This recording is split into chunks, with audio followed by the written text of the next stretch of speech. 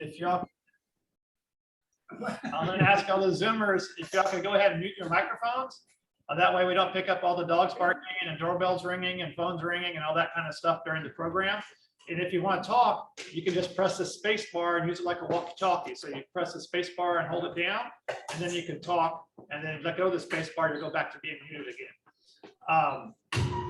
This is usually where we ask people to introduce themselves if they're first-time attendees or new members. And I think I see a few people I don't recognize on the Zoom. Do any of you guys want to introduce yourselves? Yeah, Chauncey and Nell Chapman from Florida, old-time friends of Burt and Maurine. Hey, Burt. It's always good. How about that? Chauncey. Yeah, Tony and Janet Carey from Austin, Texas. Hey, Janet will be here shortly. Hey, Burt. hey there. Well, awesome. Glad y'all can make it. Anybody else? Chauncey's there. Tony's there. Tony Carey. Chauncey Chapman. Stephen, we can't hear Hi, you. Maureen. See, there's Chauncey. I see. And there's Tony and Janet. Where's Janet? She's coming. She's on the phone. Okay. It's so good to see you. I talk to her every once in a while, but I don't get to see you. They are doing a meeting right now. So. Oh, It's okay. We're just doing the beginning introduction part. I'm Maureen. I didn't even realize. Never mind. I'm sorry. What was going on there? Burt said Yeah, they are doing the beginning now. This is uncensored, dear. It's okay. It's fine. She's invited, Burt. And the Kellers, I know I met y'all at HUP, but I don't know if y'all ever attended a meeting or not. If you want to say hello. Can you hear me? Yes, sir, we can. Hey, Bert, Ann and Jim here. Just wanted Hi, to, Maureen. Hi, Bert. Hi. Hey there. Hey, Burt. Hey, Jesse. Where is Jesse? Is there somewhere? Here. Here I am. There you are. Right-hand corner. And Maureen. Hey. Yes. Where do you Good to live? see you. Where do you live now, Jesse? Good question. Man, Oh, I'm in 6 months in Houston, 6 months in Cape May, New Jersey. that's what I thought. I thought you were in New Jersey some, so I was just anyway. I even made a dive in New Jersey this year. People ask us about diving up here. Here. We're like, I really would like to get in the water, but no. All No, right. it's too cold. Well, I'm glad we had a chance for a few reunions here for Burt Maureen. That's nice. This also now the point in the meeting where you ask, has anybody been diving lately? So has anybody been diving? Jesse. Yeah, hey, I've been diving lately. So if you have anything you want to mention, if you have a little very brief trip report of some diving, let us know. Jesse. Okay, well, I went out to a shipwreck off of Cape May, New Jersey, about 12 miles off of Wildwood, actually, in about 60 feet of water. An old Coast Guard buoy tender that had been intentionally sunk. And so there was about 15-foot visibility. But the purpose of the dive was to check my dry suit out to make sure it worked okay. And it was good. So it was a very successful dive. I took a few photos, nothing to get excited about. But anyway, I'm glad I did it. I am really glad I did it. It was the first time I've dived off of New Jersey since 1975. Wow. That shows how much you like it, I guess. Yeah, well, tell everybody why you're doing that. Yeah, I was going to ask about the dress. I The know. reason why I tested my dry suit is in December 31st, my wife and I are headed to Argentina, and we're going on our way to Antarctica. And I'm going to Wow. make a trip to dive in Antarctica for about a week. That's cool. I'm not sure if New Jersey in the summer is equivalent to diving in Antarctica. But You're absolutely right, David. It was about low 60s temperature wise. So I had very little undergarment on. Just leave me alone. All right, anybody else been diving here? I just got back from Roy Chandler Glacier. Okay. Talk loud. It was fun. So I have sort of a marginal diving. I just got back 2 hours ago from Fort Worth, where I was diving with the adaptable group with peoples with disabilities. And I will miss next month's meeting because I'll be in Cozumel with a different group called Dive Art. Good job. Keep it up. Yep. Good going. You want to finish your, Yeah, so finish over here. Okay. Warm water, not Not Antarctica. They have an actual shark dive now, which was quite interesting.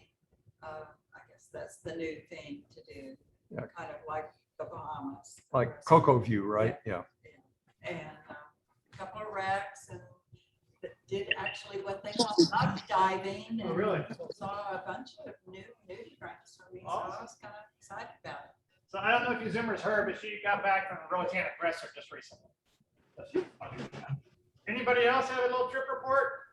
We spent the first 2 weeks of October in Bonaire and Curacao, diving our rebreathers. It was nice and warm.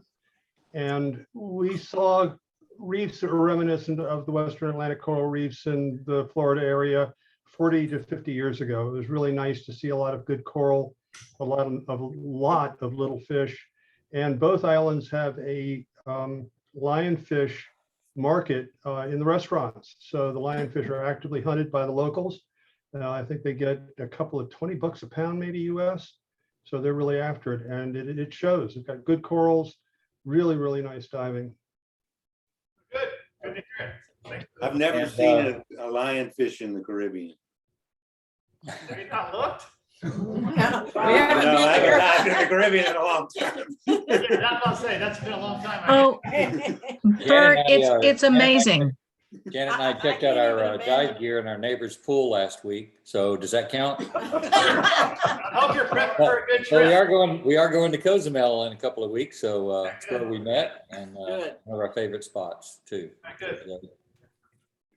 Bert, you would just not even believe how many lionfish there are in the Caribbean. They go all the way up to, did you see any in New Jersey diving, Jesse? No, I did not see any lionfish. My understanding is they're going way up the Atlantic coast already. They are everywhere pretty much. Well, one little sidelight to all of that is that we had some scientists come out to the Birds Head to study lionfish. And we took them to this place where we always saw 3 or 4. And, so they went down and everything. And then they come back up and they go, where are the lionfish? And I said, well, right there. I showed them to you. And they go, no, we're looking for, they wanted to see 20 or 30, like what you see in the Caribbean. Like it doesn't happen like that. Lesson one. It would be nice if we had at least some predators. Thank goodness they're on the Yeah. menus in the Yeah, restaurant. hopefully that'll develop over time. Something will lead figure them. it out. Something will figure it out. Definitely. All right, anybody else diving report? Anyone? All right. We're gonna go into a few announcements. Russell, did you want to talk about the BVI, British Virgin Islands trip? Yeah. Okay, HUPS has a BVI trip scheduled for May 14th to the 21st. I have 6 spaces open right now. It was closed, but people dropped out because they had previous trips that got canceled. They got restarted again. Anyway, the package includes 7 nights accommodations, air conditioned rooms, 5 days of diving, 3 times a day, 2 night dives if you want them, scuba gear cleaning and complimentary storage. And I don't know if any of you have been to the BVI and dived from the BVI, but their storage and cleaning of the gear is probably the best that you're ever going to see anywhere. And I'm not just touting them. I've heard that talk before about people say they clean their gear. BVI does clean your gear. Breakfast daily, lunch on the dive days, and that will be to restaurants that are on other islands or they'll be on the boat. Nitrox is included, welcome cocktail party and dinner, farewell beach barbecue on the day before we leave, a welcome gift bag, taxes, national park fees, cruising permit fees, fuel surcharges are included, taxi transport from our arrival at the ferry dock in Virgin Gorda to where we're staying, and taxi transportation to and from the airport when we leave. It does not include gratuity for the staff, and the breakfasts and lunches include one soft drink, so if you want more than that, you're gonna pay for it. Diver double occupancy is $2,100. Single diver is $2,700. Non-divers, $1,100. $1,700 for a non-diver single occupancy. Right now I have 8 divers and 2 non-divers going. So if anybody's interested, please let me know. Call me on my phone or call me or send me an email and just get hold of us. Somebody will get it to you. Thanks. All right, thank you, Russell. What were the dates? What were the dates again, Russell? May 14th to the 21st. May 14th to 21st of So if you're 22. interested, just give me a call. Let's see. Betsy. Huff. Okay, this is just a real quick update. May wanna say what Huff is. Excuse me? You may wanna mention what Huff is, 'cause some of those folks- Okay, HUPS is the Houston Underwater Film Festival. And our next festival is going to be April 2nd and 3rd of 2022 at the Match Theater in Midtown Houston. Just a quick update, we have had films submitted since April, and we're now up to having 151 films submitted, and 62 of those are actually underwater. So I think we're doing, that's actually 41%. So last year when we did this, we had 26% submitted that were actually underwater. So had a big improvement. So we've got 2 more months of time for people to submit films. So our committee is working on, getting as many people as we possibly can to submit good underwater films. If you know someone who has done some underwater films or yourself, please submit them to the HUF, which is on our HUPS website. We also have these rack cards. So if you know someone who, if you have a relationship with a dive shop, for instance, these are good advertising. People can pick them up in dive shops and it has all of the information that you need to either submit your films or attend. There are also business cards for HUP and business cards for HUPS, and they're all sitting over here on the table where our name tags are. And just encourage you to please pick some up and take them with you and hand them out. That's about it. All right, thanks. Yes, sir. Yeah, Frankson here. The TGCC banquet will be held on January 30th here from 10 to 2. Hoping for a good turnout since there wasn't one last year. Yeah, January 30th. I'll have more information a little later on how to buy tickets and stuff. All right, thanks, Okay. Mark. Yep. Can I add something Yes, to Siobhan. that? The award that we gave to Peggy Whitteman, Randy's sister, will be awarded again at the awards banquet. Okay. And she doesn't know it, but Christian Scott, who is Randy's daughter, will also be receiving one. Okay, cool. That's Wiedeman's Reef, right? Wiedeman's Reef. Mhm. All right, good. All right, Martin, do you have anything to talk about photo contests? Yeah, so we had we changed the rules a little bit for next year. And we had a workshop on exactly what that was. And that recording of that workshop is now up on YouTube. And I think there's a link to it in HUPS somewhere. There's in Facebook. There's a link in Facebook to that. And in the newsletter. Yeah, Betsy posted it. So you can go see, it gives you all the details of what's changed in the rules, and we will be posting the text of the new rules also. Basically, you're allowed to do more local editing and photoshopping and that kind of stuff in the context next year. The other thing we're changed is we're not going to give bonus points anymore for number 1, number 2, number 3, right? That's what we decided.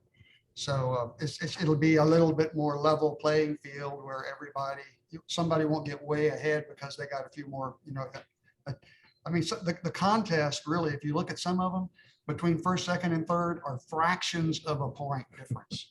And then the one that gets 2/10 more, they get this big boost, And so we're going to do away with all that. So it's all going to be, if you're 2/10 ahead, then you're just 2/10 ahead. Okay.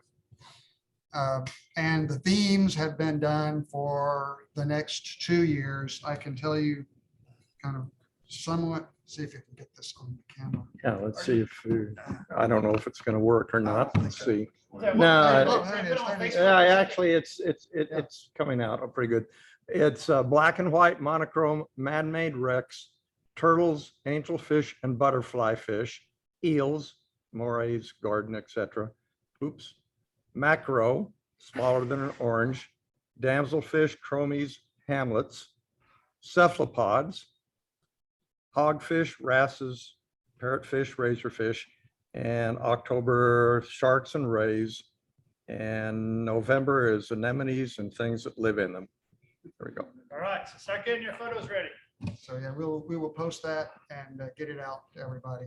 I think that's it. All right, thanks, Martin. Now, how about your lovely bride, Mary? Does she have anything to talk about the holiday party? Yes. Okay, so Henry said he's bringing the meat like always, and volunteers always come early and help set up, but that's wonderful. Thank y'all for doing that. And usually the food gets right. I mean, everybody just brings what they want, but it seems to be a good mix each year. If everybody all brings dessert, that's okay. Chocolate, it needs to be chocolate. Yeah. And we'll bring the sodas and ice. Okay, and what about plates and paper goods, silverware? Yeah, we'll bring all that. Okay. So everybody needs to bring a dish of some sort to the holiday party. Okay. Yeah. And if anybody has a donation for the raffle, great. Otherwise, I'll get some gift cards and maybe something else. Yeah, I'll find some things to do. Okay. Is the when and where in the newsletter? It's going to be at the Bayland where they are now on the first Monday in December. I think it's the 5th, but I'm not positive. The 6th, December 6th. 6th, okay, the 6th. All right, thanks, Mary. You're welcome. One other thing we have to do tonight, a little tedious. We have to confirm the nominations or the officers, I guess, for next year. Since nobody was running opposed, we don't have to have an election. We just have to, I guess, get a confirmation that you're willing to accept me again for another year. David Lenderman, Dennis Davenport is vice president, Tammy Allen is secretary, and Tom Collier is treasurer. So all in favor? Aye. Okay, all right. So I think that's done then. Yes, sir. One correction, the banquet is on the 29th. I was looking for Oh, the okay. wrong year. Okay. January 29th. That's a Saturday. So Oh, and could I make a quick announcement? Yes. After almost 30 years of being the president of Dallas Underwater Photographic Society, Barry is stepping down, and they've got some new people stepping into the fray. Yeah. So I was kind of expecting some of them to show up. I know they put it on their webpage, but okay. All right, keep it on you. I have something. Wait. You're on. Can y'all hear me? Yes. Okay, so January is anything goes video night. So little snippets, little quick short videos y'all have, need to let me have them so I can put them together for the January meeting. Thank you, Tom. That was very critical. I'm sorry I forgot that one this time. So I'm glad you spoke up. And we, again, look forward to that January meeting. It's always fun to see all those videos that you put together. Just little short pieces. Yeah, not long videos, little pieces. All right. Anybody else got an announcement before we turn it over to Dennis for the program? You got me up and running? All right, all you did. Okay, let's share the screen, please. That one? Yeah, Okay, let me share it on Zoom. you go to view. I'll have to put it Oh, on Zoom. okay. This will stop. Oops, I guess so.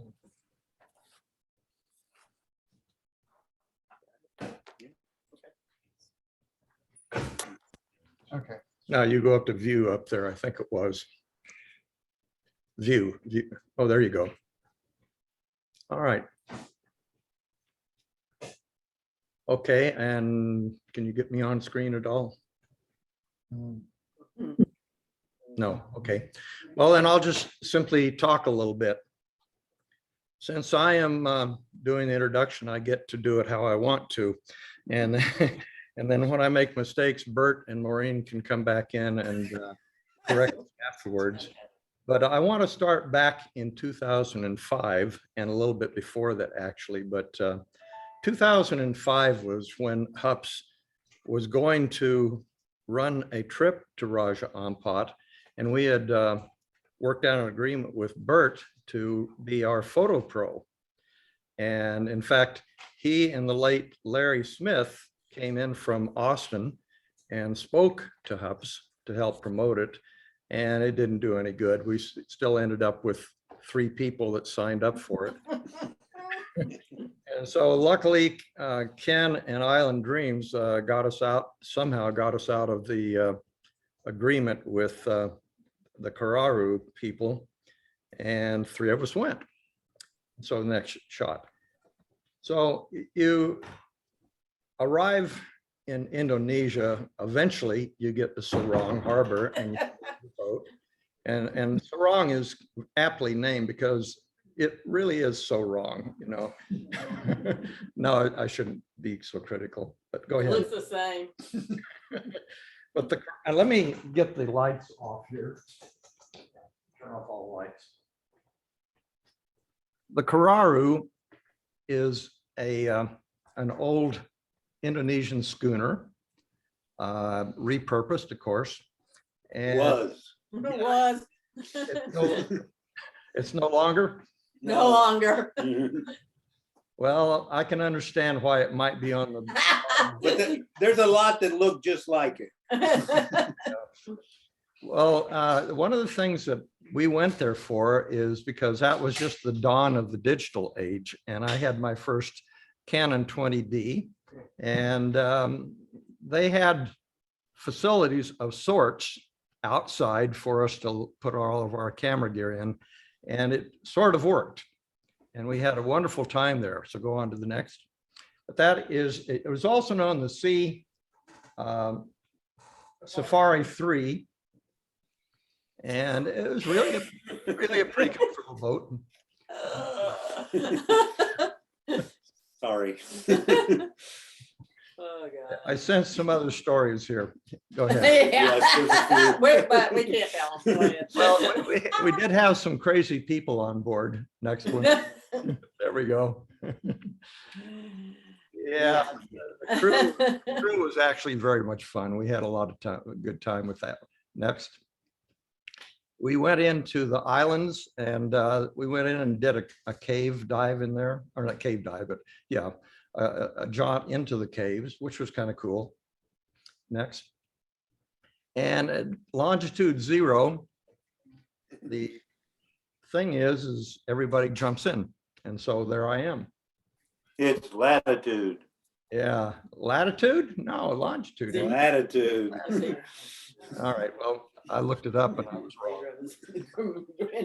If not, you'd be in Greenwich. England. England. All right, well, anyway, so in 2012, I went with another group, mostly with HUPS people. And we went with the next person next up. We went with Deb Fugit, who was with City Seahorse, and she was running trips every year on the Andina. Next. And it was really a nice boat. Okay, I think it's the same one. There is the way that we went, starting at Sorong all the way to the right. heading down to Misul and then Waigo, and there's a lot of different islands in there that we went to, and we had 10 days of diving, a lot of good stuff to see. Next. And of course, we were well provisioned. And of course, the legends in his own time, Jackie and Mary Lou. I don't know if you knew this, Burt, but Jackie died last year. We did. We did hear about that. It was really unfortunate. Yeah, we said. He was unique. Well, I'd say unique is very mild words. On steroids.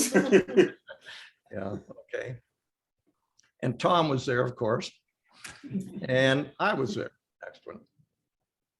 My nephews did that T-shirt for me, so I had to take it with me. Nice. It's pretty cool, I thought. Next. We went in through the islands, of course, like I think all of the tours do. Next. And they have a curious birthday party celebration. They make him a cake, literally. Next. And part of the ceremony is that you get next. You get to go into the water. And then, of course, others join. Next. Okay, next. I'm going to talk a little bit about something recent. There is a Birds Head Seascape Manta Census project.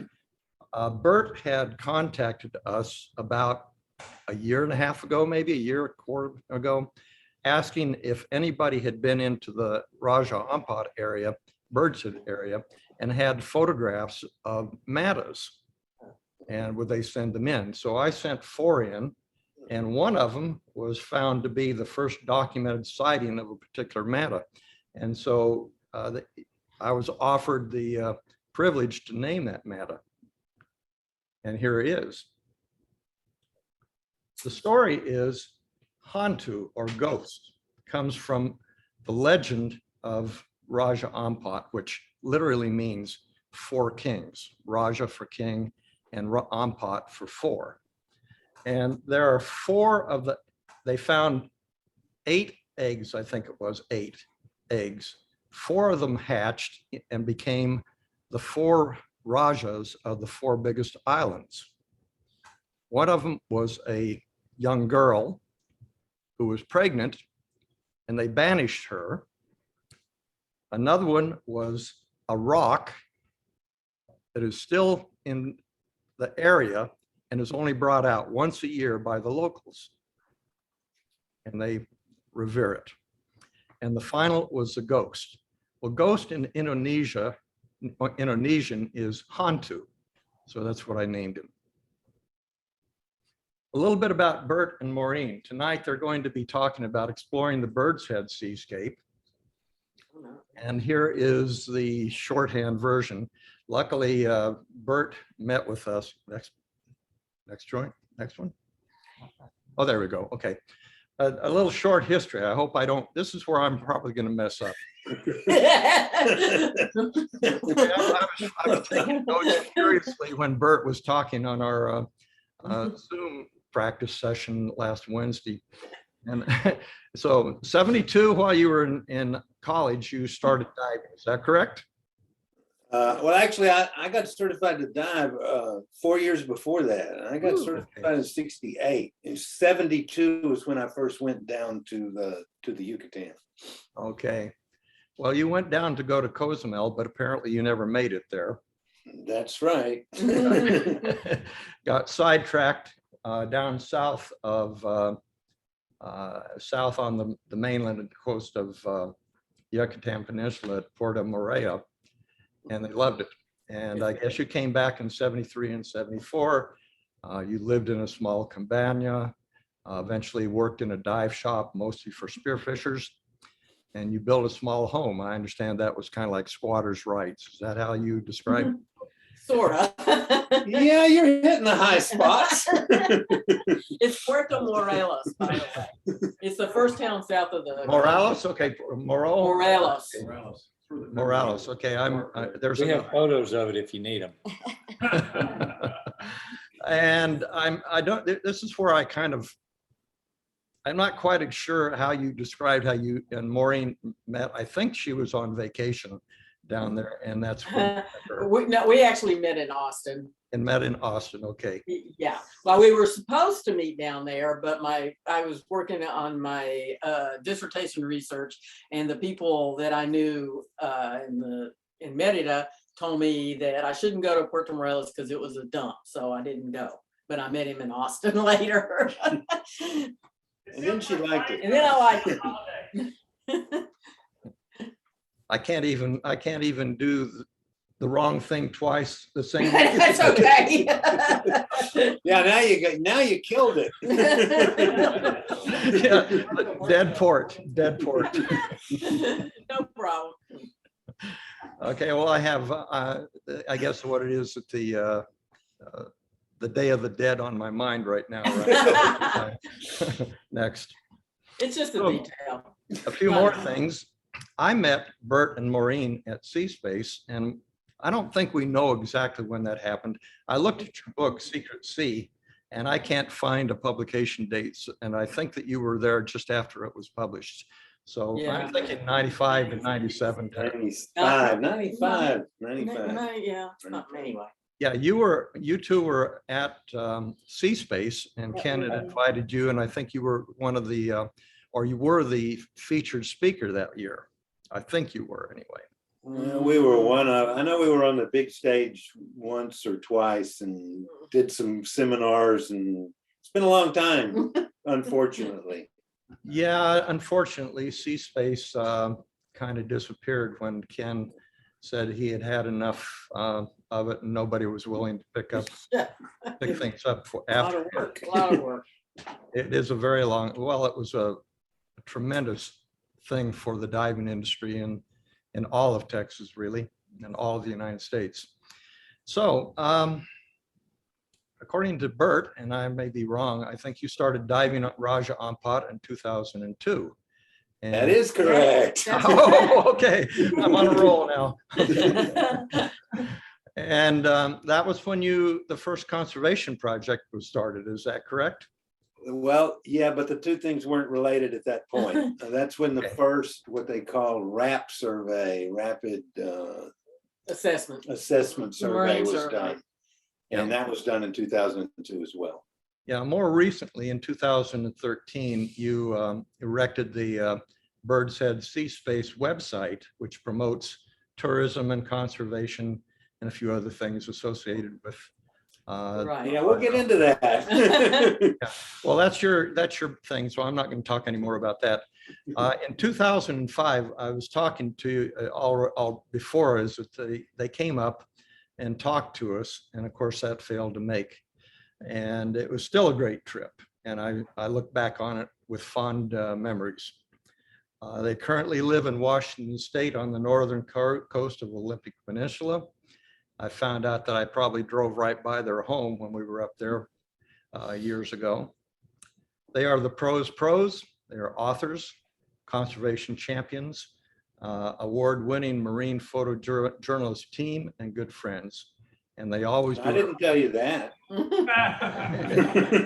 Yeah, well, okay, you don't get to choose on the good friend.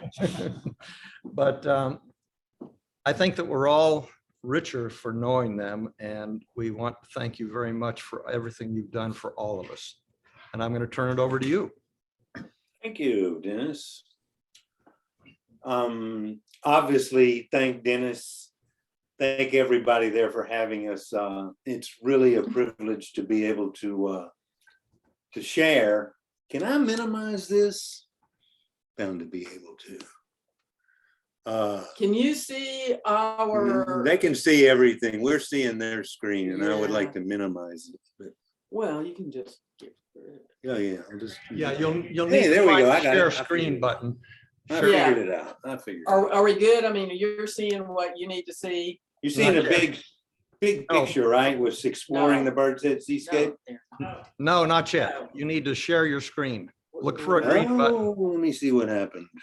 Because it said you couldn't do it while they were doing theirs. Oh, yeah, I tried to do that before. Back to the meeting, share my screen. The desktop two, pick the one, that one, right? Now do you see it? Yes. Yeah. Excellent. Okay. Sorry about that. Tried to share it before, but they wouldn't let me because you were dominant. Anyway, thank you all for doing this tonight. It's a real pleasure to be able to share a little bit It's of our really- story. It's also really cool to see all the old friends, you know, we don't get back to Texas that very much. often. And then there's even some people joining us, I guess, from Chauncey, are you in Florida? Chauncey and Nell, is that where you are? Yeah, yes. Anyway. I can't hear you. Like, They okay, can- sorry. They can speak. but They they can, can't. anyway, our old instructor from when we became instructors. So that was a long time ago too. Anyway, he's in the meeting. Anyway, tonight we're going to share with you a story. It's not so much about photography, although I do think you'll enjoy the images, but it's more about what we call the Birds Head Seascape. And the story tonight's going to be about exploring it and how it developed and how all these liveaboards found out where to dive and what the science that's been done there to show the fact that it actually is the bullseye of marine biodiversity. More species of fish, coral, you name it, there than anywhere else on the planet. I like to say that when on the fourth day, when God said, "Let there be fish," he was standing right there in Raja Ampat.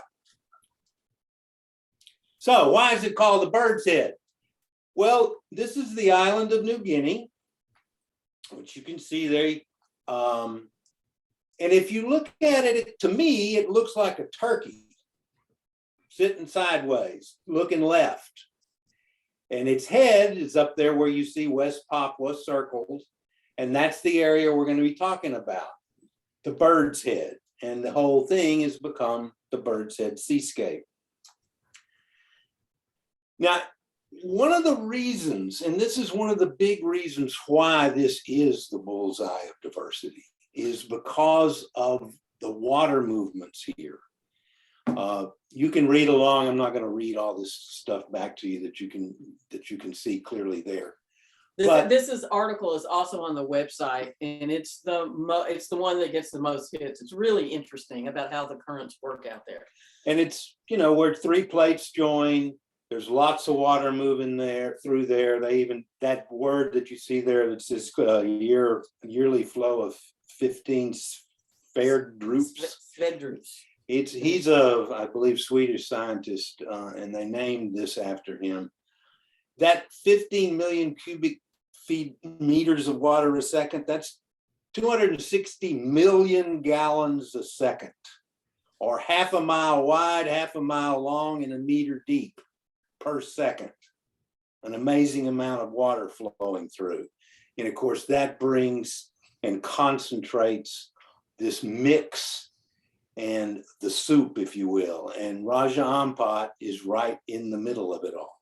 And that's why we have all these different habitats, the atolls, the barriers, all that stuff is right there. And it's unbelievable the amount of speciation we have. Raja Ampat is only the crown jewel of the seascape. We have two other areas, Cendrawasih Bay and Triton Bay. If you think about that Bird's Head again, you've got Raja Ampat, which sits off the beak of the bird. Cendrawasih Bay is there behind the bird's neck. And Triton Bay is down there under its wattle, if you will. It's a much smaller area. You can clearly see when it was all established. It is truly in the middle of the Coral Triangle. It's a big place. The network of 26 MPAs is the reason it's so different, and the reason it actually might be protected going forward. There's lots of little islands, lots of fish, the most of any place on the planet. That number keeps changing. I constantly have to update this slide, if you will. 75% of the world's coral species. You'll see more corals snorkeling in Raja Ampat than you will than exists in the entire Caribbean. And we've got a lot of species of cetaceans, and this area was the first, Coral Triangle's first shark and ray sanctuary, which is a pretty big deal, which means the governments are behind it. Like we were talking about these abundant habitats, you've got these extensive mangrove forests, the world's biggest, and seagrass beds that are such an incredible place to snorkel around and see the juvenile fish and watch out for crocodiles. Lots of places for nurseries for, you know, coral larvae and for fish species. But one of the things that I really want you to realize here is that there's nearly 750,000 people live in and around the Birds Head Seascape. And their needs are the primary needs here. And we have to consider the people in everything we do. And I know a lot of times when you go diving, you know the country you're in and whatnot, but that maybe is about all. You don't interact with the people that much, and it's sort of by design. You go there to dive, but you can't forget that you are there at the invitation of the people. Don't forget that. It's important because we have to support them. We have, as we say, the world's largest Pacific nesting beaches for leatherbacks, and all the other turtles have nesting sites there as well. They're all very much protected with ranger patrols.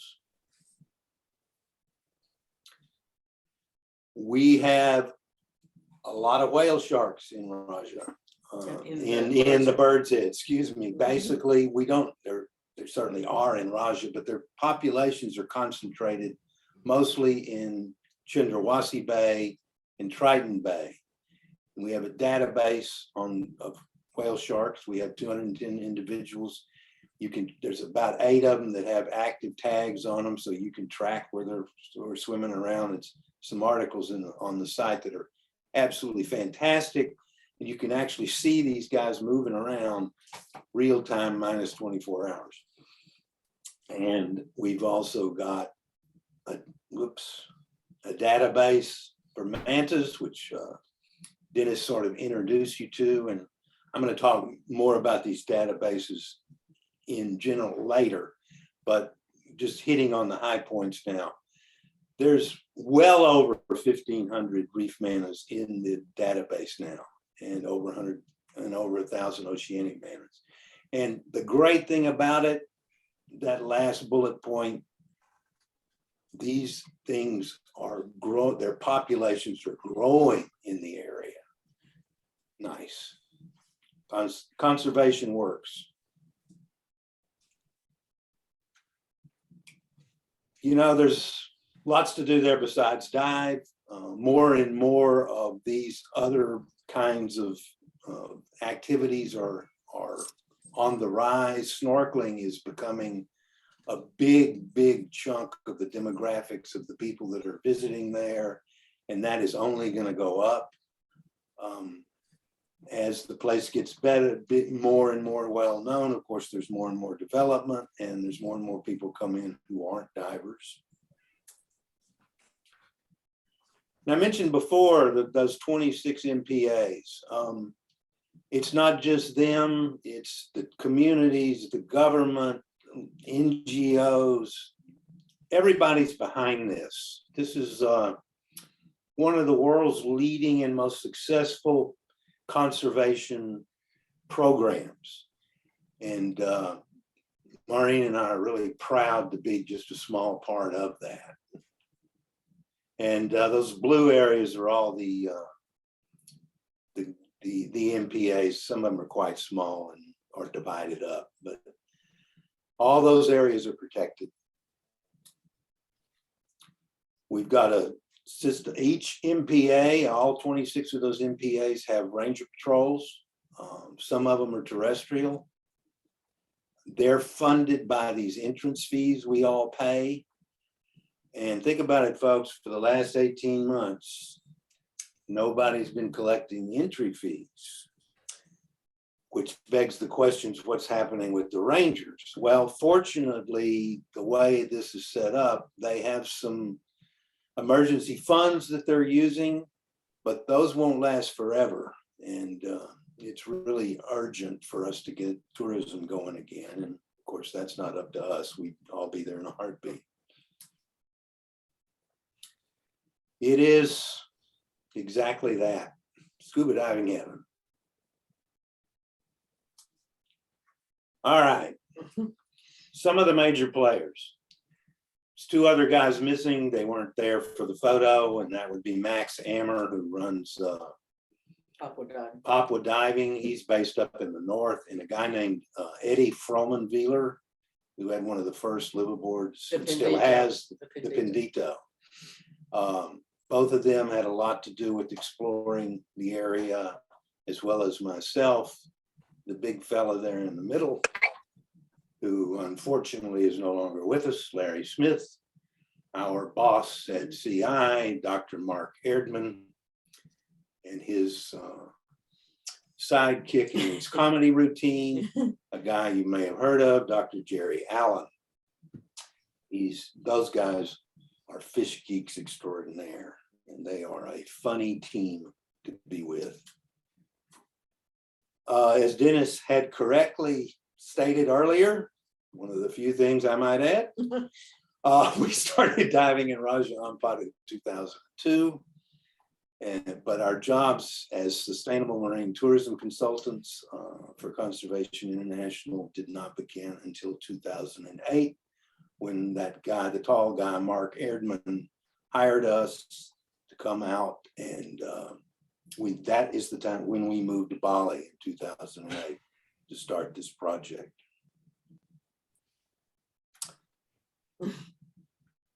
Everybody wants to go on an exploratory trip.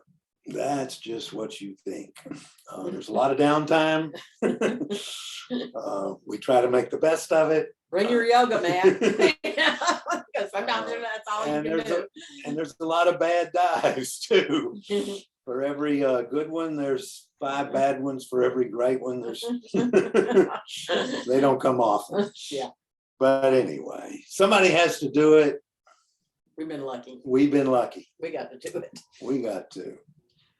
So let's start with Raja Ampat.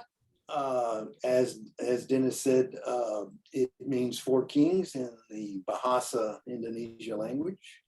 Those 4 main islands that hatched from those 4 eggs that he mentioned are Wagayo there in the north, the little strip of an island in the middle called Batanta, Salawati, a place we don't dive, and Miso. We have dived there, but it wasn't worth going back to. So we dove there a lot.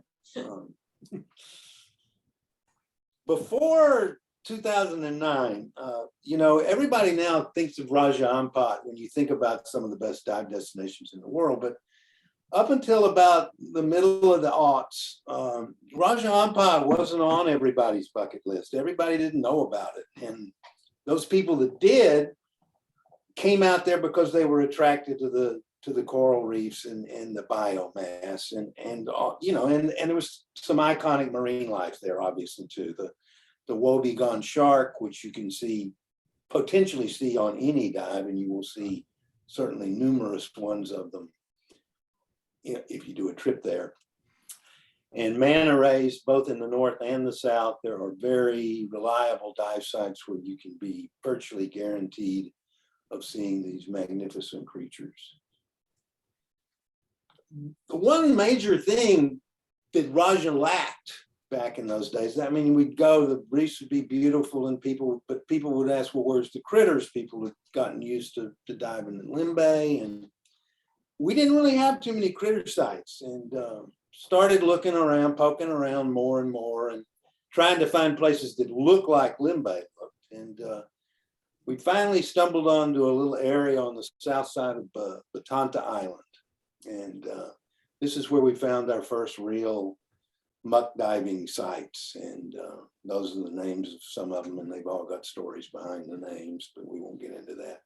Anyway, so we finally started finding frogfish and lots of nudibranchs and nudibranchs doing things and nudibranchs with hitchhikers on their backs and mimic octopus and Flamboyant cuttlefish. flamboyant cuttlefish. He hadn't been in the water in a while. And also the famed rhinopeus. It took us a long time to find the first rhinopeus. There's a lot of algae down there. But then they started popping up, and I'm not necessarily a guaranteed item, but certainly we've seen plenty of them now in Rochester. And of course, you know, besides that, there's endless, and they're spectacular, and they're vibrant, and they're about as close to pristine as you're going to get on any place on the planet.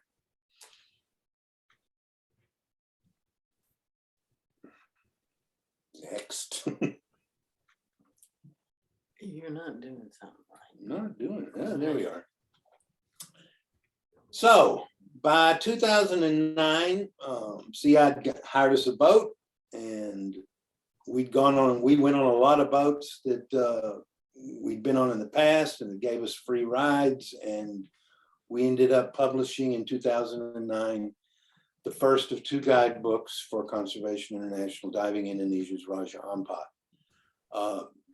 This book sold out rather quickly, and we ended up starting another project right after that. But it ended up becoming sort of the Bible for the liveaboards. Most all the boats were going to the same places, and somehow we missed a slide. Yeah. And the point was that CI wanted to spread out the liveaboards because they could already tell what was going to happen, that everyone would go to the same spot. And so Dr. Mark Erdman decided that he needed a dive guide with at least 100 dive sites in it. And that was our task. And so we went out, we had a boat, and we went out and we just dive.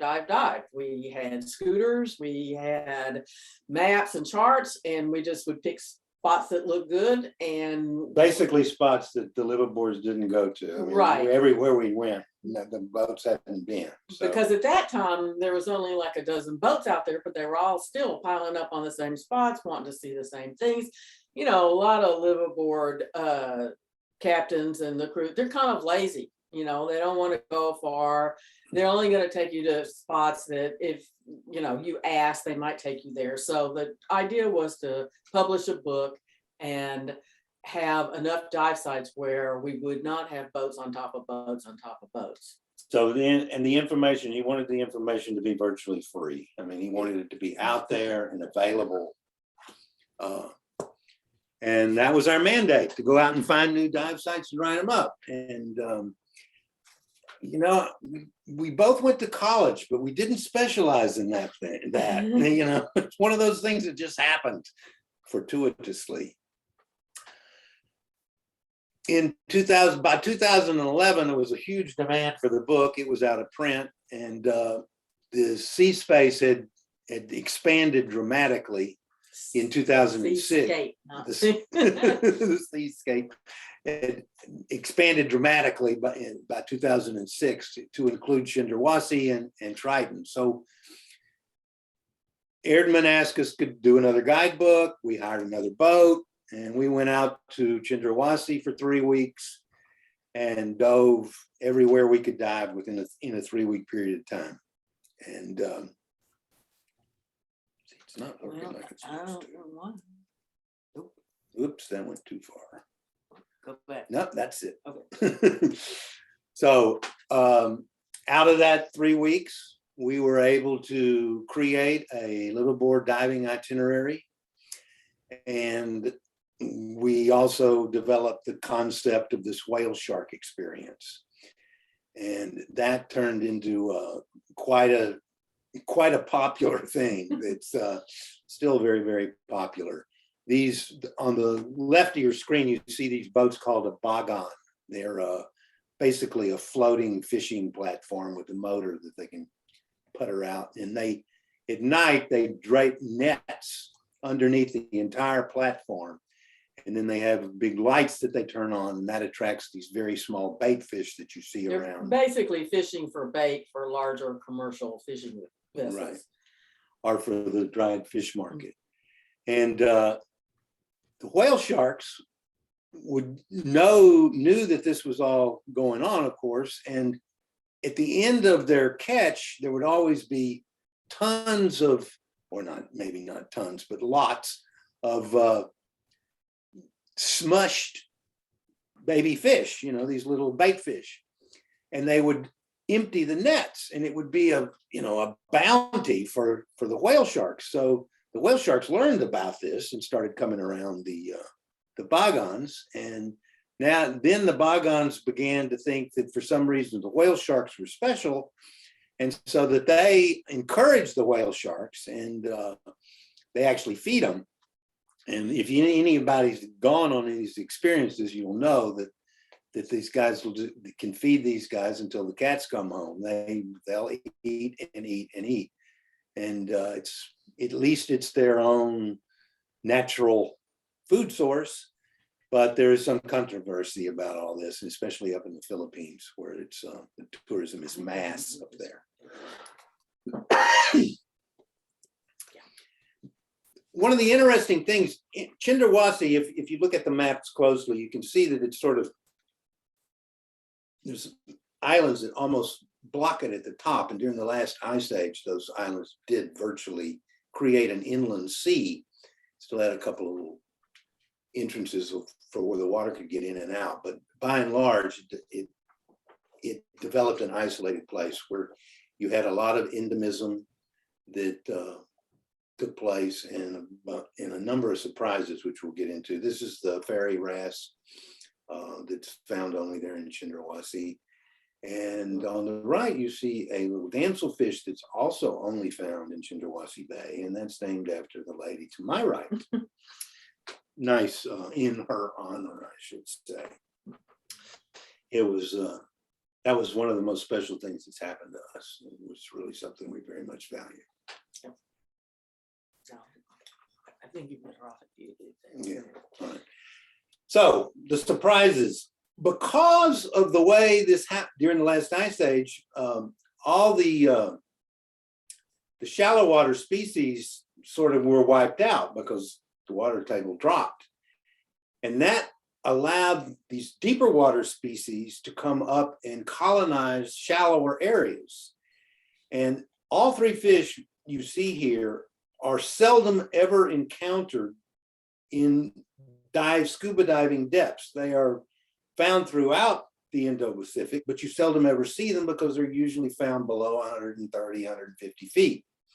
And Burgess's butterfly fish and the male and the female ornate angelfish, the male is the yellow one there, are found quite often and quite shallow. And normally these fish, like I say, are beyond scuba, safe recreation. The fish geeks just go crazy nuts over this kind of stuff. Jerry Allen thinks this is the Galapagos of the, he calls it the Galapagos of the Pacific or something. No, Galapagos is in the Pacific. I think something about for fish, you know. Yeah. I don't remember what he calls it. You keep doing that. Sometimes it works.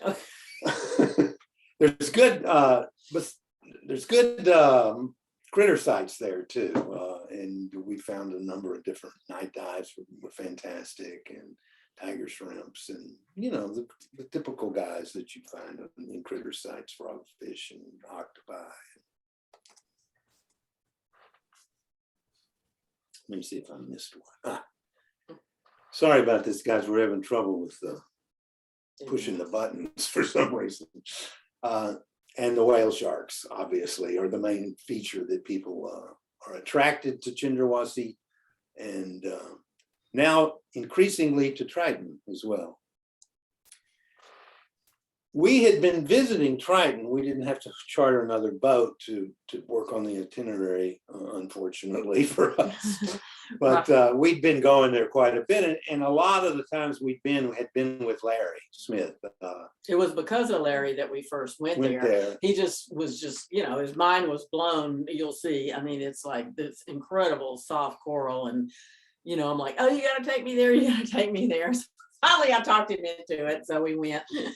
Yeah, and then we ended up going back a few different times. I think I did 3 back-to-back trips with him there at one point. It's a fantastic place, very different, and yet it was considered very much like Raja in the respect that it's just overblown with soft corals. And one of the reasons that there's not that much hard coral in Triton is there's so much river runoff, fresh water, that on the surface, quite often there's like a cap of fresh water. And apparently that doesn't do the veligers of hard corals a whole lot of good. And so there's not a lot of hard coral in Triton Bay. And you get these incredible stands of soft corals and crazy color combos. And it's just fantastic. Lots of current too, so they like that. And now, especially since Triton Bay Divers Resort came in there half a dozen years ago, I guess. Yeah, I guess they're still going to be operating. They're fine. Yeah. And if you want a land-based experience there, they're a really good option, Triton Bay Divers. And they've done a tremendous amount of work with the locals and getting the locals to trust divers and tourism, and they've found a number of really good critter sites, and they've really helped to develop their own whale shark experience, and it's very, very reliable there. And they've got a dive site that actually we call Flasher Beach. You can see 3 different species of flasher wrasse on that dive, and a lot of them have crossbred, and so you get these crazy color mixes and whatnot. It's just a fantastic site.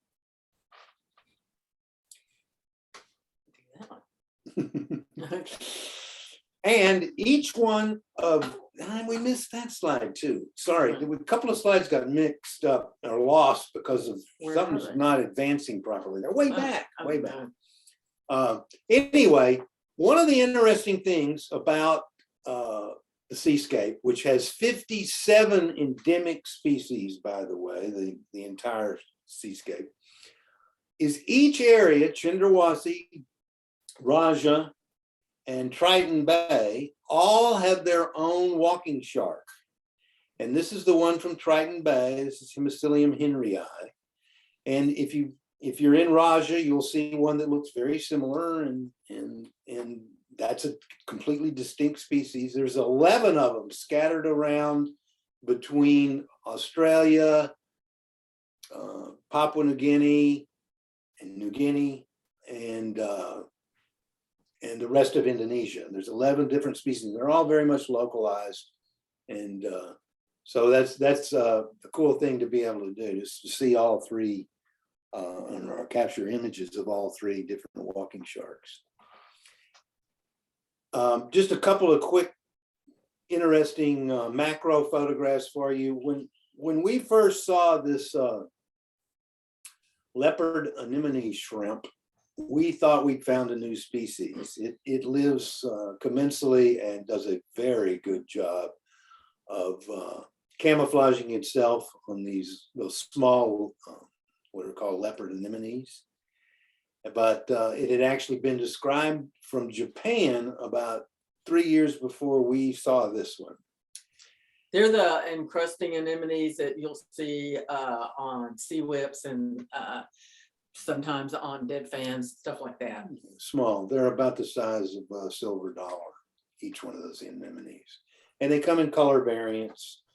And the shrimps, of course, will look vary. closely, because you might see one of these shrimp. The shrimps will vary. On the right, and I've never really seen, I imagine if I Googled it, you'd find this, but flatworms mate by stabbing its mate with those two little horns you see there. That one's reared up, and that's, for the lack of a better word, penis. There's two of them. And it just stabs its mate and passes its gametes into its mate. And I'd never seen it. I'd read about it. I'd never seen the behavior. And I was sitting there looking for critters, and these two flatworms started, they were dancing around. And I said, well, I'm going to see something here. And they settled down, and each went after each other. It was quite amazing.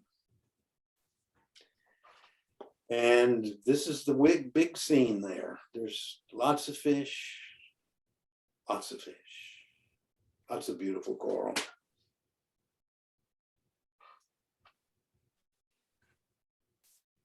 If you haven't been to Triton, you got to put that one on your bucket list.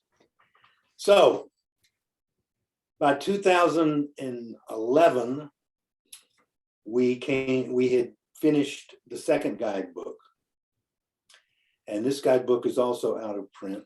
I want to say one thing here, that one of the mandates was this be a totally Indonesian project. Indonesians are very proud people, and we wanted to fulfill all of that. So the book was designed and printed in Indonesia. And that was, we were really proud of that. It was a big accomplishment. And I think it was more accepted by the country because of that. Yeah, very true. Very true. And one thing we didn't mention, and I want to mention now, is the fact that, and we wouldn't need to do this to any other crowd but you guys, but this Birds Head Seascape is not about us by any means. We're the messengers, and that's the role we play. And if you go to the website, you won't see our names other than occasionally as a photo credit. If you didn't know we were the administrators of the site, you wouldn't. And that is really a good thing, and it's something we're very proud of, that it's not just our photography. Yes. We finally found a place where our photography could really be used, and our skill set of knowing publishers and within the dive industry really paid off and has helped spread the message about this place. So by 13, Erdman wanted to print another book, and we said no. We needed to reach a larger audience, and so we launched the website in 2013. We were also, just on the personal side, a little bit tired of living out there. It's a wonderful place to visit, but when you start living someplace, you see all the negatives become way more negative. So we were ready to come back to the States, and we realized that we couldn't run a website from out there at the time. Now you could. The internet wasn't that great, so that's another reason that we came back. But I highly encourage you to check out the website, not just for the pictures, and there's a lot of pretty pictures there, and it's certainly a photo-driven website. But there is all kinds of news and everything that's going on out there, and then goes on out there. Every bit of NPA, all of activity, all the ranger activity, every government decree, every scientific document, take you months to go through the library. Yeah, there's a library, and it's got, I don't know, 5,000 or more documents. You can read about every fish species that's been found out there, all the research. You can read just about anything that's been published about it, look at maps and all that. So this has been our job for the past 8 years. Yeah, amazing. Yeah, amazing. Yeah. This is the homepage, if you haven't looked at it. It's the top part of the homepage anyway. We have a number of partners that we work with. We're all together working on the project, different aspects of it. You can see there some big name players and people you've never heard of. Some of the projects involve the Calabia, which is a floating classroom. It visits every school system, every MPA throughout the year. I mean, the And it- kids go crazy. They just love it. You know, a lot of these kids they really don't have any formal training. So, I mean, they jump in the water and they get out. And of course they can, you know, they're real good at navigating those dugout canoes, but they don't really have any idea of what goes on underwater. So when they come on the Calabia, they're through games and, puzzles, all kinds of things. They learn a whole lot about the marine environment, and it gives them respect and also a lot of pride for what they have. Exactly. And believe it or not, there's coral restoration programs going on. Some of the partners are involved in doing that. There's definitely areas that were fish bombed before conservation started, and there's some really incredible reef structure that's been put in there, and it's growing very, very well. The bottom right photograph is one of a few schools that have been built. And these schools, of course, their curricula is not just reading, writing, and arithmetic, but it's also ecology. So these kids are beginning to learn about conservation and pollution and how it affects not only the world, but how it affects their local world. And so with all these players and all these people, we have a really good chance of Raja and the Birds Head at large being something that actually lasts and becomes an iconic place to visit, and perhaps a place where we can learn a lot of lessons about how to do things right. Yeah, I mean, if there's anything good that has come out of the past 18 months, there'll probably be about half the liveaboards operating out there as there was. There were 100 before the It was pandemic. getting pretty crowded. They're getting ready to limit it dramatically, but I see it. We missed a slide Okay, there. we'll go back. Hey, So let's talk about a couple of other projects more specifically than schools and artificial reefs. Dennis introduced you to this. We have a Manta ID database, which we encourage everybody to join. What we need from you are, swear to God. Oh, why isn't I this don't one? know why it's not advancing. So we can get on to the rest of the show. Something's- Right. No, No, no. let's go back. Hold on. Yeah. Maybe if I'll leave that there. Yeah. just Anyway. do it on here. Obviously, the more mantas we know, the more we'll know about mantas. And in each one, if you didn't know this, Dennis certainly introduced you to that. Each one has unique belly spots, like a fingerprint.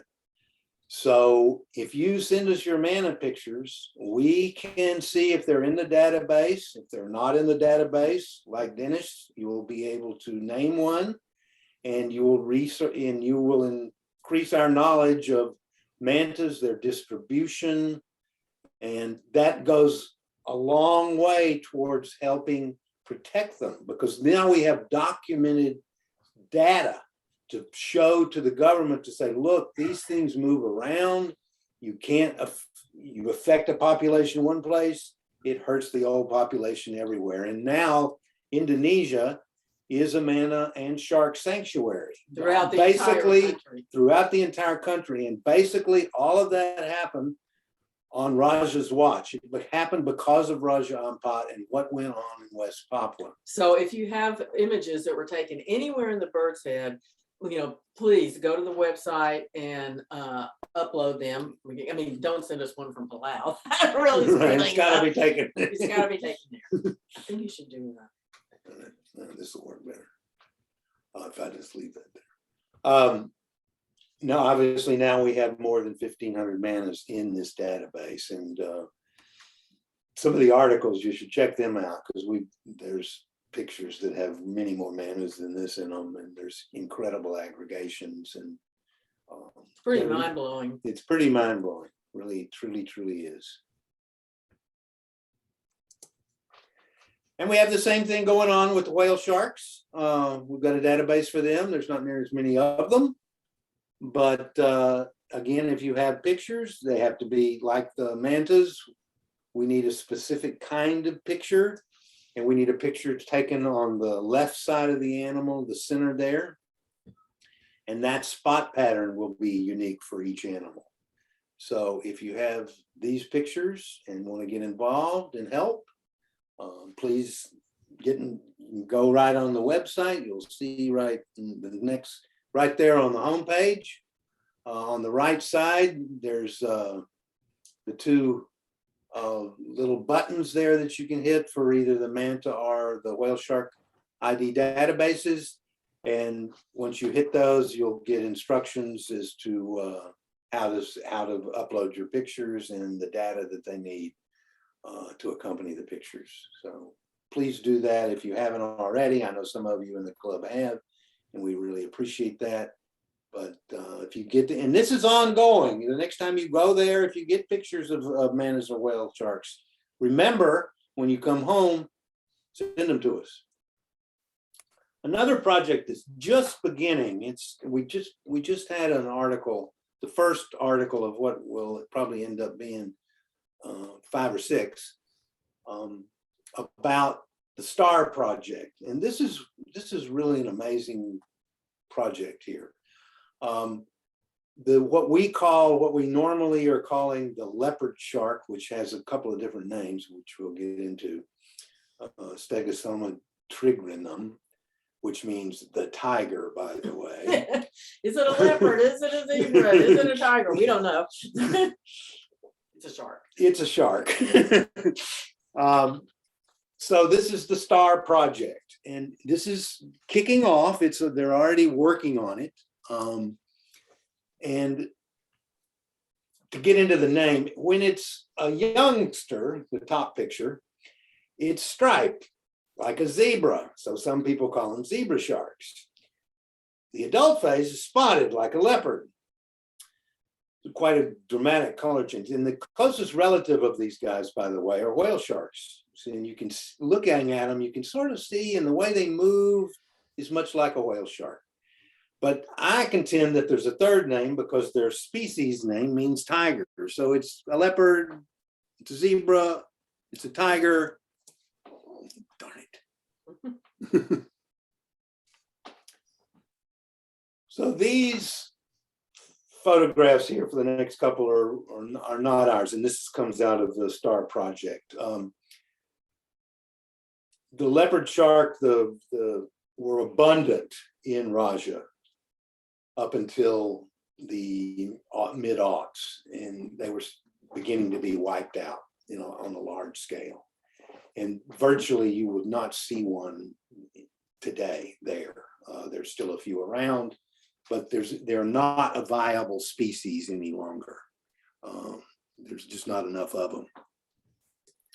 So this project aims to take advantage of the fact that they're egg-laying species. You can see on the right an egg that the baby, the leopard shark, the zebra shark, is hatched from, and these are ones that the bigger picture is an egg case that's been tied onto the reef. So they're an egg-laying species. Their eggs don't show much stress. And so this is a perfect species to be able to try to reintroduce or rewild. So the plan is these are the number, you can see this is a huge international project with lots of different players.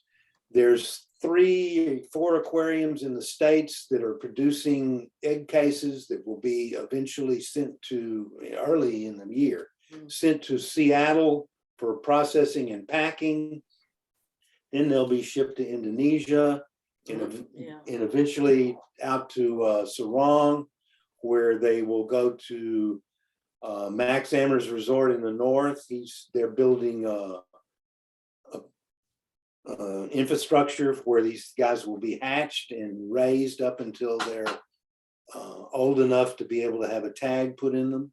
And also down in Misol, they also have a pen down there. So there'll be 2 areas where the eggs are hatched and the youngsters are bred and then tagged, and then they'll be released. And hopefully someday, now that we have everything protected, these will be a viable population again in the area. And we're not finished exploring yet either. I mean, there's still vast areas that we haven't covered. One of the places, even if you go into the book, you'll see that we mention these Pisang Islands as a place to stop on the way between Miso, which is sort of your last point in Raja before you get down to Triton Bay. It's quite a haul. And basically the boats need to overnight and stop somewhere twice before they get to Triton Bay. And Pisang, right now we have 3 or 4 decent dive sites in Pisang. And our plan is in May, it was last May, and hopefully this May, fingers crossed, we're gonna go out on a 2-week exploratory project, and we're gonna seriously explore the Pisang Islands and the coast over by Fak Fak. And there's some really good critter sites over there, we believe.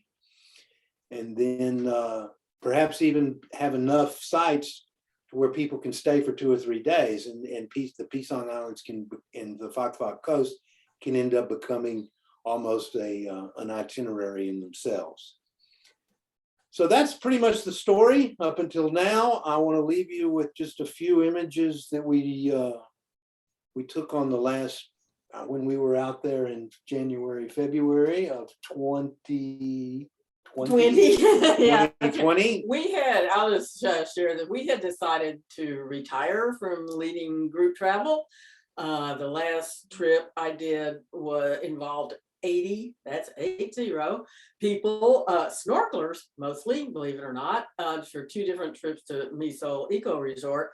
That kind of just about did me in, you know. But the interesting thing about this is we planned in 2018 when we booked these this trips, was going to be these would be our last trips, our last Secret Sea Visions scuba So safaris. we go out there at the beginning of January, kind of heard about this, COVID thing, but it didn't really seem to be that big of a deal yet. Well, of course, it blew up while we were out there, and we barely got home. I got home on February 24th. And before they shut the gate. And, it was sort of just obviously the way it was supposed to be, that we did not have any travel on the books, and we, didn't have people that were hanging and all that. So we have not been in the water since then. And we're anxious, we're real anxious to get back out there. We're by no means stopping diving or going places. But Secret Sea scuba safaris are a chapter in the book that's completed. Anyway, we want to leave you with a few photos, and then we can answer any questions if anybody has any. So here we go. Just a few images. I don't think this is all from. Well, no, Burt went out. I was out I went out in mid-January, and we got home. Yeah, so this is basically but it's everywhere in Russia. It's not just Miso, right. because This is throughout Russia, right? A Larry Smith Memorial trip. So yeah.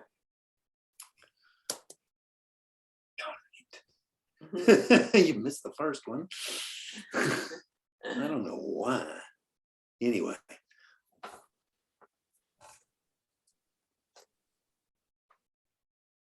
It was one of those mana aggregation sites, Mana Ridge. Blue girdled and yellow masked. A scene from the north and a scene from the south.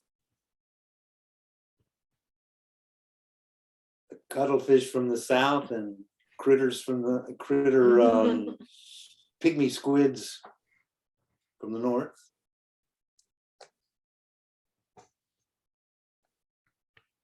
What can I say? Beautiful. It's a beautiful place, underwater and topside. That's it, folks. Hope you enjoyed it. One hand, the sound of one hand clapping, right? We need to be back on live now. Burt, can you hear me? I can. Okay, thank you very much. I was getting a little bit antsy as to whether we were going to have enough time for the video and the photo contest, but it looks like we're right on time. Yeah, there you go. Glad we screwed up and missed those slides. Okay, I can take a couple of questions and then we have to move on. Well, I must say his photographs are phenomenal.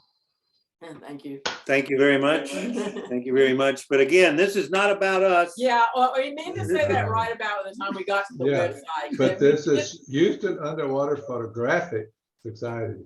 I know, but we don't want to discourage people, or we won't want people to think that that the website is about us or our photography, because it's not. It's about the Birds Head. For us, the photography and that was a means to get to the place where we are now. Well, I've been there 3 times and I've never taken that good of photographs. Burt, I wanted to make a comment is that I'm very interested in being able for people to donate. In fact, I want to donate to the Birds Head, and you had given that information about the foundation that's supporting this, and I'll be back with you on that. Okay. Yeah, for sure. We can give Please you let all us that. all know. Absolutely. Oh gosh, you guys are just fabulous. You know, the last time we went to the Rajas, we did the whale shark dive at Sendawashi. Yeah. What an incredible experience. It We were there for 2 days and it was just amazing. Absolutely amazing. And I would have never thought to go to Indonesia if it hadn't been for the 2 of you at the Houston Underwater Club meeting where you told us all about the Komodos. That's another chapter. That was long before That was a Dennis long met time. you. Yeah. Just amazing. Thank you so much for being here. Okay, our let's pleasure. Great to see try everybody. one more question, please. Whoops, I just wanted to say, oops, Tara McCossie, about some wonderful memories. It's great to see you guys. I can't wait to go again. 4 I times know. isn't enough. We feel the same. We're all in the same boat. Thank you all for joining in. We really appreciate it. We know some of you are up late or up early, and thank you for being here. Yeah, very much. Okay, I guess it's Martin's time and we have 2 contests. Betsy, do you want to talk about the video contest first, or? I think we need some lights. There we go. There she is. Okay, twice a year, HUPS has a video contest. Members are able to submit their movies, and the movies are no more than 5 minutes and 2 gigabytes. They submit the movies, and then our membership votes on their favorites for a month. We have a month for everybody who wants to vote to view the movies on YouTube and vote for their favorites. And then we have an award for 1st, 2nd, and 3rd place, which we're going to show tonight. This was our fall video contest that we just finished up. Okay, lights, Russell? Yep.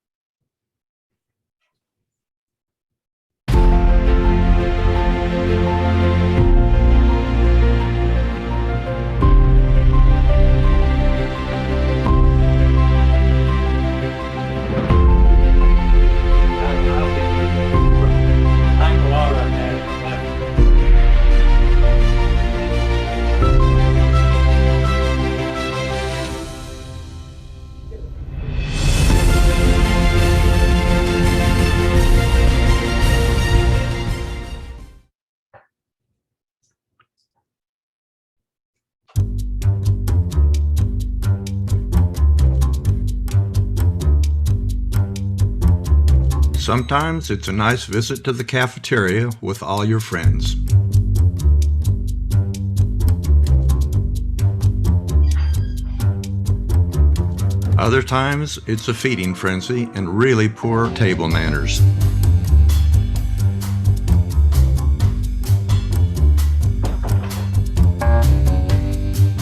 Turtles are vegetarians, preferring food that doesn't fight back, although some meals take more effort.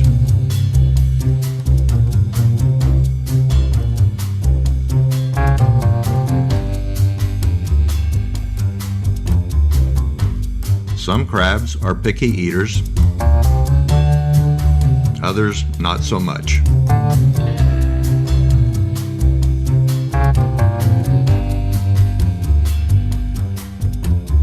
Stealth and a quick strike. Missed that one, but there are more around the corner.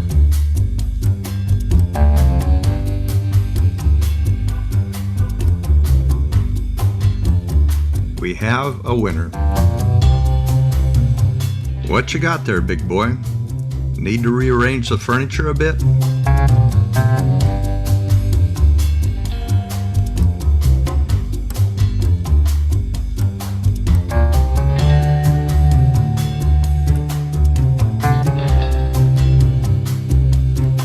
Come on, man. You're better than this.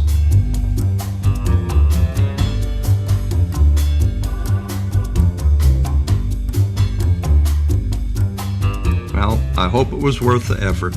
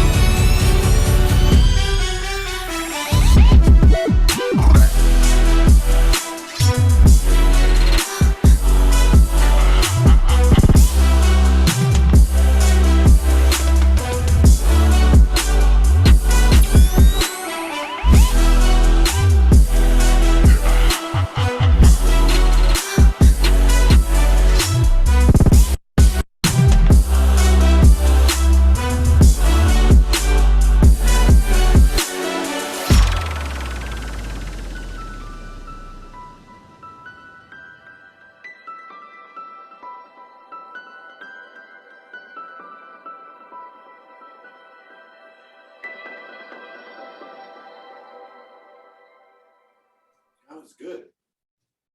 These guys do good work. I mean, this is the monthly video contest. Twice a year. That was David Little. The winner here.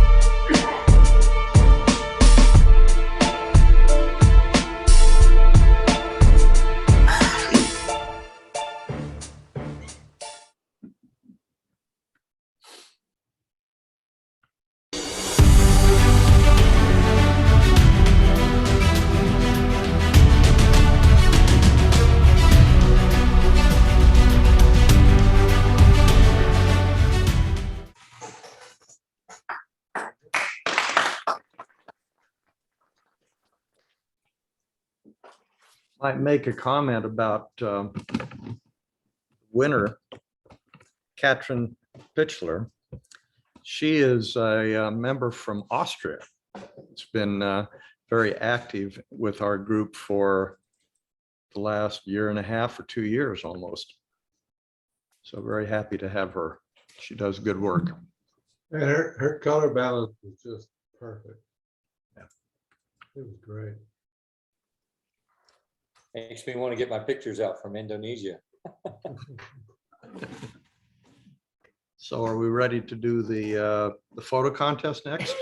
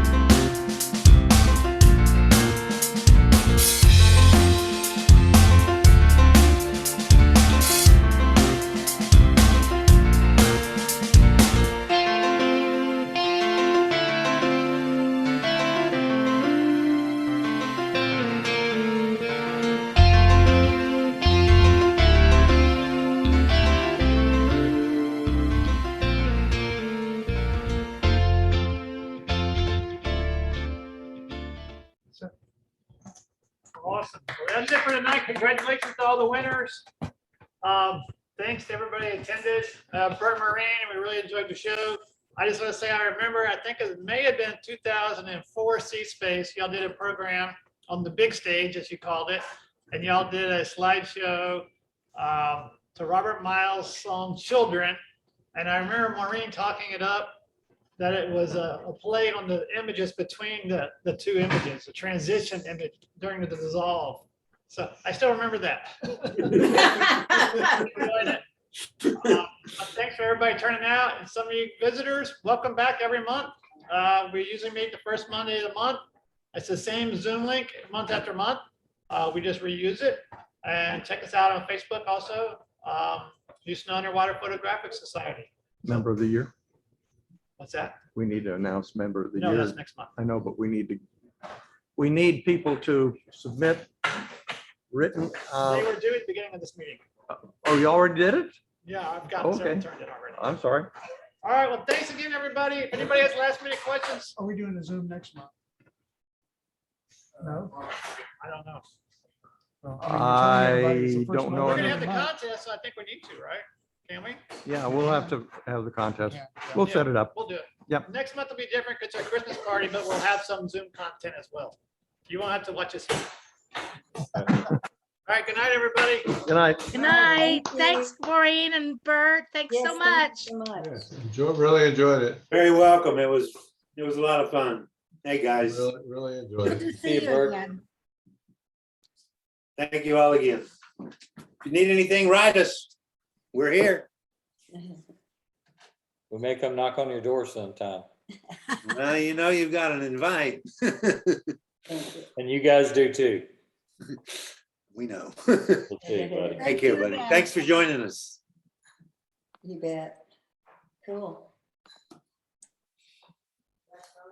Huh? Yeah.